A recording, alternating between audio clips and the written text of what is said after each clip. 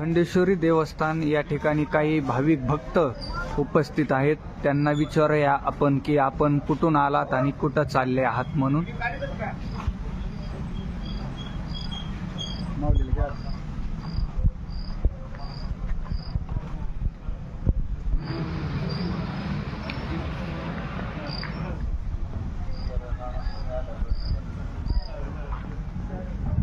काही भाविक भक्त या ठिकाणी उपस्थित आहेत. त्यांना विचारूया आपण की आपण कुठून आलात आणि कुठे चाललात ते.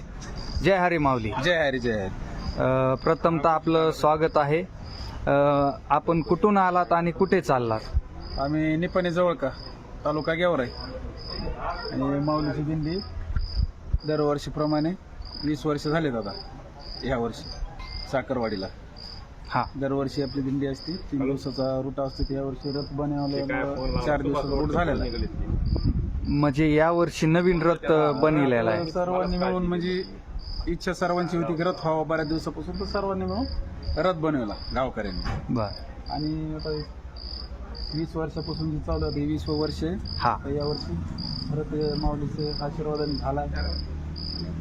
4 दिवसाचा आता रूट झालेला आहे. हे 3 दिवस होते, आता 4 दिवस झाले. म्हणजे कधीपासून निघलात दिंडी मार्गाला? दिंडी मार्ग आम्ही कालपासून निघलो होतो. बर. आणि मग काल रात्रीचा मुक्काम कुठं केला आपण? समोर काम याला कुर्ला महादेवमळी संस्थान. बर बर बर. आता हा दुसरा मुक्काम आहे. आता हा दुसरा मुक्काम. बर. म्हणजे 2 दिवस अजून मुक्काम आहेत हा, म्हणायचं. उद्याचा मुक्काम मांजर शिंद्याला बर. आणि परवा दिवशी मुक्काम साखरवाडी. बर बर. शेवटचा बघू शकतात सुंदर असा रथ या ठिकाणी निपाणी जवळका वाशी यांनी बनवलेला आहे. या ठिकाणी सुंदर अशी माऊलीची मूर्ती, पूजे फुलाची देखील खूप अशी सुंदर सजावट केलेली आहे. माऊली भक्तगण निपाणी जवळका श्री क्षेत्र ज्योतिबा संस्थान निपाणी जवळका सुंदर असा रथ आहे.